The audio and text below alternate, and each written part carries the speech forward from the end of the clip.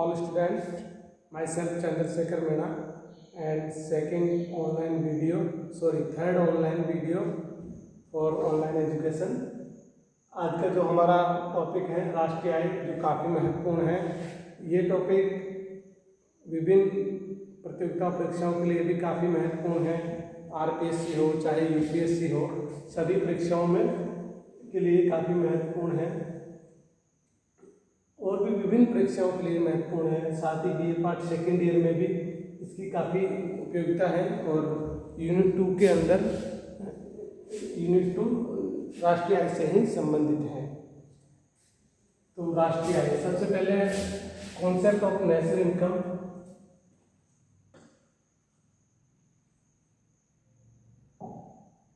Concept of national income, राष्ट्रीय आय, राष्ट्रीय आय की अवधारणा। डेफिनेशन क्या होती है? Normal definition, monetary value of all final goods and service produced in economy in accounting year. इसमें 3-4 चीजें महत्वपूर्ण हैं। ये परिभाषा ऐसे ही नहीं है। Monetary value and all final goods and service in economy and accounting year. ये 5 चीजें काफी महत्वपूर्ण है। किसी भी देश में कोई भी वस्तु का प्रोडक्शन होता है, उत्पादन होता है, तो उत्पादन काउंट नहीं होता है। इसमें उसकी मॉनेटरी वैल्यू, जो मौद्रिक मूल्य है उन वस्तुओं का, वही शामिल होता है। साथ ही फाइनल गुड्स और services, final goods and services, जो अंतिम वस्तुएं एवं सेवाएं हैं, उसी को हम शामिल करते हैं।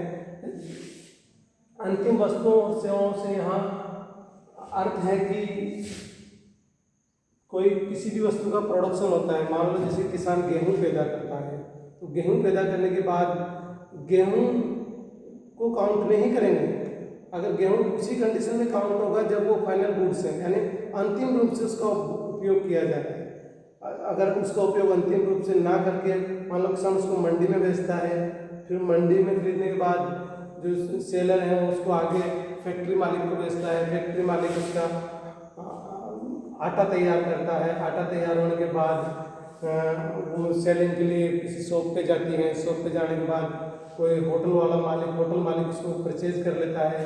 होटल मालिक उसको परचेज करके अंतिम रूप से उसका जो भी उसका बेड रोटी बना के उसकी अंतिम रूप से उसने किसी को कंज्यूमर को सर्विस किया है, उसको दी, तो अंतिम रूप से उसका उपभोग हुआ।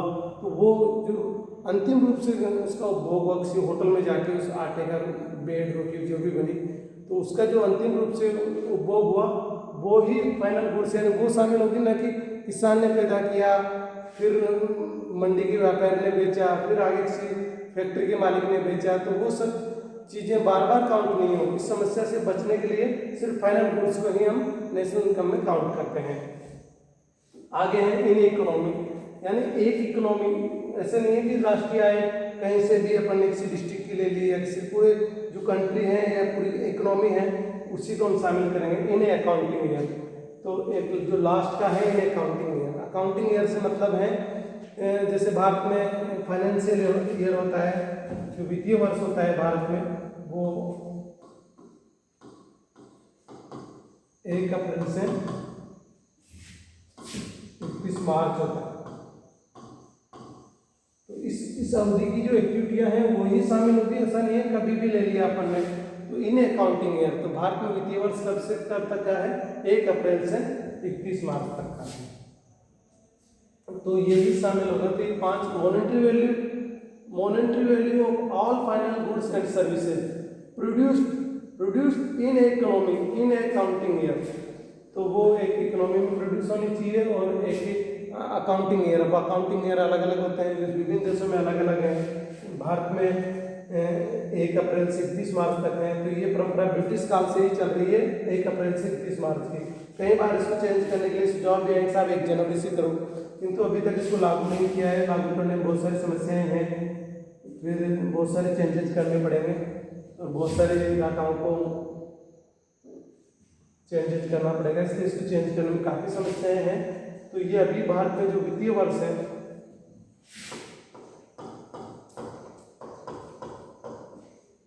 वित्तीय वर्ष वो है अपना 1 अप्रैल टू 31 मार्च। ये भी कई बार पूछा जाता है, सामान्यतः जो छोटी एग्जाम है उनमें भी आ जाते हैं, राजस्थान पुलिस इत्यादि एग्जाम है उनमें कि भारत का वित्तीय वर्ष क्या होता है। तो कैलेंडर ईयर तो जैसे कि आपको पता है 1 जनवरी से 31 दिसंबर तक होता है, और जो वित्तीय वर्ष है वो 1 अप्रैल से 31 मार्च तक होता है। तो ये डेफिनेशन हो गई नेशनल इनकम की। अब इसके साथ ही नेशनल इनकम की काफ़ी इम्पोर्टेंट कॉन्सेप्ट है, इसकी गणना कौन करता है। तो इसकी गणना के लिए हम आगे देखते हैं नेक्स्ट स्लाइड पे।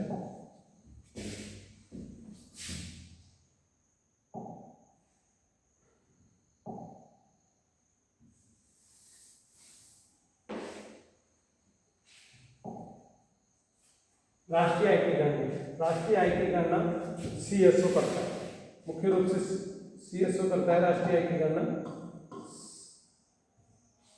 सीएसओ। ये भी प्रश्न कई सारी प्रतियोगिता परीक्षाओं में पूछा जाता है कि सीएसओ की फुल फॉर्म क्या होती है। तो सीएसओ की जो पहले फुल फॉर्म थी आज से 2015 से पहले, वो थी सेंट्रल स्टैटिस्टिकल ऑर्गेनाइजेशन था। अभी लेटेस्ट इसको 3-4 साल से ऑफिस कर दिया गया है। तो ये काफ़ी ध्यान देने वाली बात है कि अब इसकी full form central statistical organisation नहीं होके सेंट्रल स्टैटिस्टिकल ऑफिस है। तो ये काफ़ी महत्वपूर्ण बात है। इसी प्रकार पहले NSSO, इसकी जो फुल फॉर्म थी नेशनल सैंपल सर्वे ऑर्गेनाइजेशन। तो ऑर्गेनाइजेशन की जगह अभी इसकी जो फुल फॉर्म है वो है नेशनल सैंपल सर्वे ऑफिस। तो ये दोनों ही राष्ट्रीय आय के दोनों से ही डाटा लिए जाते हैं, और डाटा लेकर उनकी गणना की जाती है। कि सीएसओ और एनएसएस में विभिन्न पद्धतियां हैं जिनसे डाटा इकट्ठा किए जाते हैं, और डाटा इकट्ठा करके राष्ट्रीय आय की गणना की जाती है।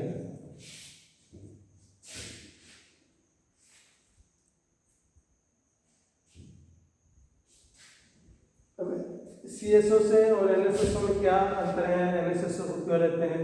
तो एनएसएसओ में क्या है, घरेलू और असंगठित।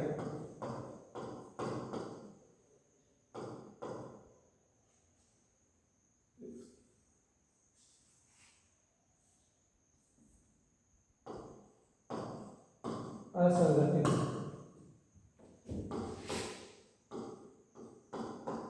क्षेत्र या कृषि,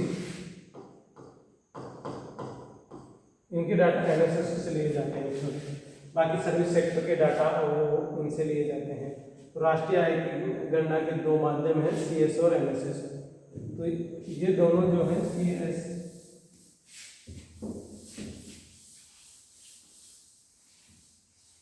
ये अपने ministry of statistical and programme implementation, ये एक मंत्रालय है भारत सरकार का, वो सीएसओ ये दोनों ऑफिस, और एनएसएसओ ये दोनों office ministry of statistical and programme implementation, यानी इसका है फॉर्म इसकी हो गई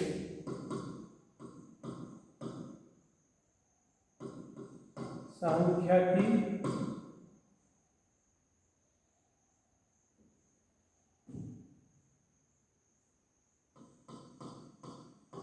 एवं कार्यक्रम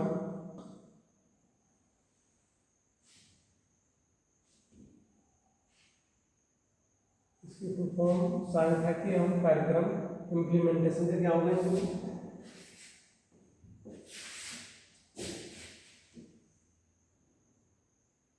क्रियान्वयन।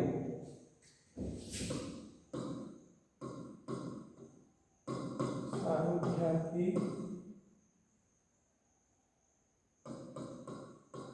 एवं कार्यक्रम क्रियान्वयन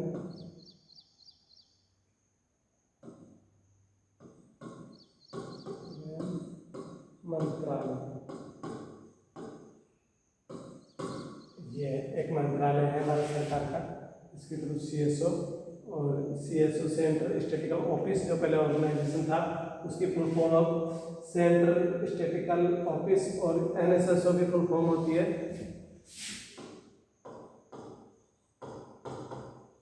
नेशनल सैंपल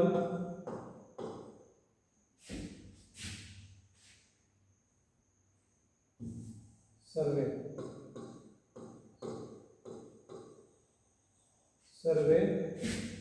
ऑफिस। ये बहुत ध्यान देने वाली बात है इसके लिए। इसकी स्थापना 1950 में और इसकी स्थापना 1951 में। इसका जो मेन ऑफिस है वो है दिल्ली में, और इसका है जो कहाँ है,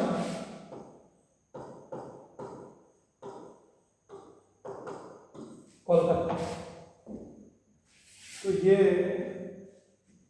इसकी स्थापना 1950 में हुई। हेड ऑफिस दिल्ली में है। जो अपने NSSO है, नेशनल सैंपल सर्वे ऑफिस, इसकी स्थापना 1951 में हुई। इसका ऑफिस कलकत्ता में है। जो सांख्यिकी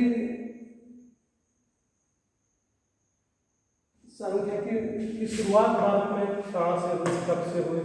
सांख्यिकी की शुरुआत भारत में द्वितीय पंचवर्षीय योजना में PC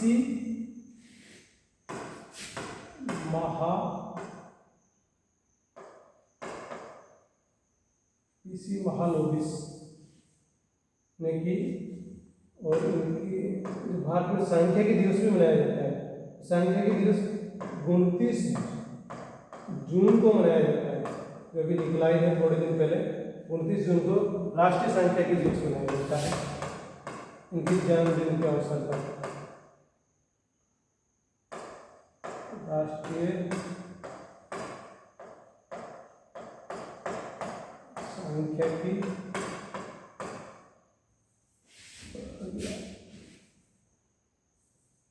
दिवस, राष्ट्रीय सांख्यिकी दिवस 29 जून को मनाया जाता है।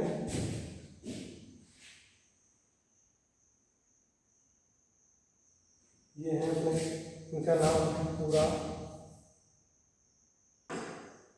PC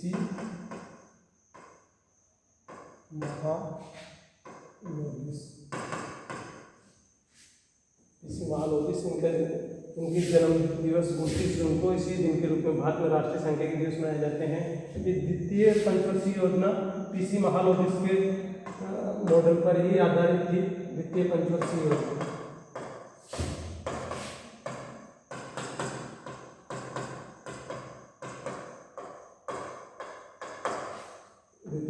योजना के मॉडल पर ही आधारित थी। तो ये तो इनके तथ्य हुए जो विभिन्न कंपटीशन एग्जाम में पूछे जाते हैं, जैसे NSSO की फुल फॉर्म है, CSO की फुल फॉर्म है। तो एक तो वर्तमान में काफ़ी महत्वपूर्ण और चर्चा में है NSSO और CSO की फुल फॉर्म, क्योंकि इनकी फुल फॉर्म में भी चेंज कर दिया गया है। पहले सेंट्रल स्टैटिस्टिकल ऑर्गेनाइजेशन था, उसकी जगह पर सेंट्रल स्टैटिस्टिकल ऑफिस कर दिया, ऑर्गेनाइजेशन की जगह ऑफिस कर दिया। इसमें भी नेशनल सैंपल सर्वे ऑर्गेनाइजेशन था, उसकी जगह ऑफिस कर दिया इसके नाम में भी। और इनकी स्थापना 1900, इसका CSO का दिल्ली में, उसका कलकत्ता में कार्यालय है। दोनों ministry of statistical and programme implementation इसके अंतर्गत कार्य करते हैं। तो ये इनके तथ्यात्मक चीजें रही। अब आगे नेक्स्ट स्लाइड पर हम देखते हैं आगे बढ़े। तो अब तक हमने देखा इसके जो राष्ट्रीय आय की तथ्यात्मक चीजें थी जो सामान्यतः विभिन्न कंपटीशन एग्जाम में पूछी जाती है। अब यहाँ नेक्स्ट है national income and related concept. कौन कौन सी अवधारणाएं हैं जिनसे राष्ट्रीय आय ज्ञात करते हैं? तो राष्ट्रीय आय ज्ञात करने के लिए 3 विधियां हैं मुख्यतः: उत्पादन विधि, आय विधि, व्यय विधि। एक क्वेश्चन ये भी कई सारे कॉम्पिटिशन एग्जाम में आता है कि भारत में कौन सी विधि का प्रयोग किया जाता है राष्ट्रीय आय की गणना के लिए? तो भारत में राष्ट्रीय आय की गणना के लिए मुख्यतः उत्पादन विधि और आय विधि का प्रयोग किया जाता है। दोनों विधियों का प्रयोग भारत में किया जाता है। भारत में प्रयोग किया जाता है।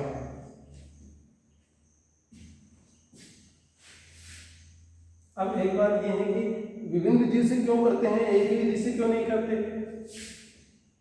तो जो ये तीनों चीजों से रिजल्ट सेम ही आएगा। यानी अगर उत्पादन विधि से करेंगे तो भी वही बात है, आय विधि से करेंगे तो भी वही बात है, और व्यय विधि से करेंगे तो भी वही बात है। पर विभिन्न जो क्षेत्र हैं उनके विभिन्न मेथड लगाने से कई सारे फायदे होते हैं, उनका आसानी से उनका परिणाम ज्ञात किया जा सकता है, इसलिए विभिन्न विधियों का प्रयोग किया जाता है। तो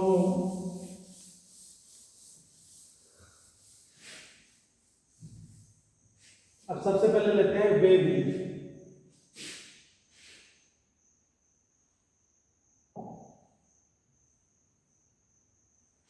तो फर्स्ट नंबर लेते हैं अपन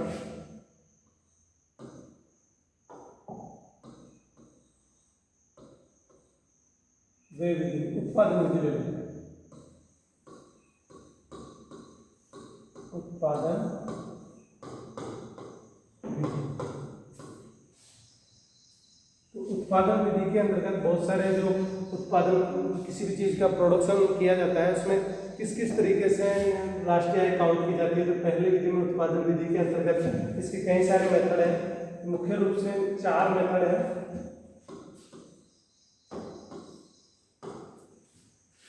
पहला जो सबसे पॉपुलर मेथड है, जो किसी भी देश की इनकम या उसकी जो वृद्धि है उसको ज्ञात करने के लिए जीडीपी का प्रयोग सबसे ज़्यादा प्रचलित है। जीडीपी, फिर है जीएनपी, फिर है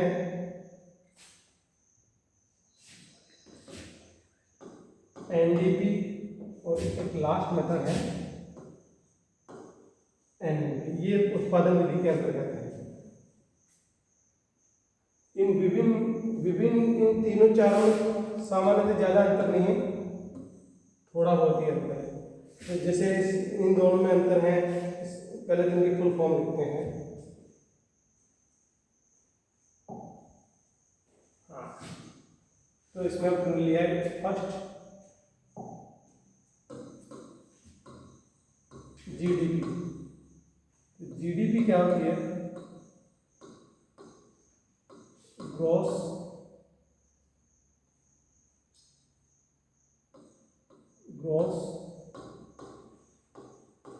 डोमेस्टिक प्रोडक्ट, हिंदी में होगी सकल घरेलू उत्पाद, एक विधि की ये होगी। सेकेंड होगी जीएनपी, ग्रॉस, अब डोमेस्टिक की जगह नेशनल, ग्रॉस नेशनल प्रोडक्ट।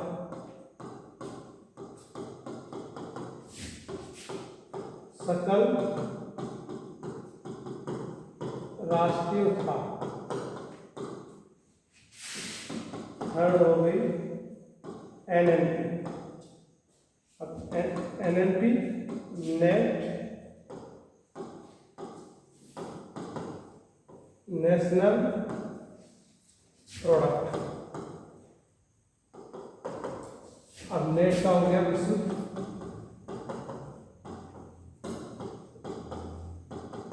राष्ट्रीय उत्पाद। फोर्थ नंबर पे हो गई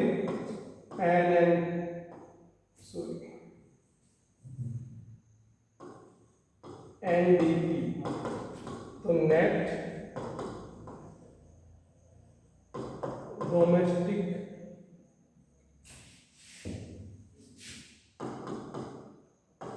प्रोडक्ट, इसका हो गया विशुद्ध घरेलू उत्पाद। तो ये मुख्य रूप से 4 है। तो मुख्य रूप से 4 अवधारणाएं उत्पादन विधि के अंतर्गत हैं। तो इनकी हम आगे नेक्स्ट वीडियो में इन सब में अंतर समझेंगे, और जीडीपी क्या है, जीडीपी और जीएनपी में क्या अंतर है, जीएनपी एनएनपी में क्या अंतर है। तो ज़्यादा अंतर मुख्य रूप से देखते यहाँ जीडीपी सिर्फ डोमेस्टिक और नेशनल का अंतर है, डी और एन का अंतर है। तो घरेलू जो ग्रोस डोमेस्टिक प्रोडक्ट है यानी सकल घरेलू उत्पाद और सकल राष्ट्रीय उत्पाद जीएनपी ग्रोस नेशनल प्रोडक्ट सकल राष्ट्रीय उत्पाद में अंतर क्या है, घरेलू और राष्ट्रीय उत्पाद में क्या अंतर है इसको हम नेक्स्ट वीडियो में पढ़ेंगे। और नेशनल प्रोडक्ट यानी विशुद्ध राष्ट्रीय उत्पाद और सकल राष्ट्रीय उत्पाद में क्या अंतर है, यानी सकल राष्ट्र क्यों इस अवधारणा की जरूरत पड़ी अलग से, विशुद्ध राष्ट्रीय उत्पाद और सकल राष्ट्रीय उत्पाद में क्या अंतर है इसको हम नेक्स्ट वीडियो में जानेंगे। इसी के साथ ही फिर वही नेट और डोमेस्टिक यानी चार चीजें इसमें निकल के आ रही है, दो चीजें, एक तो ग्रोस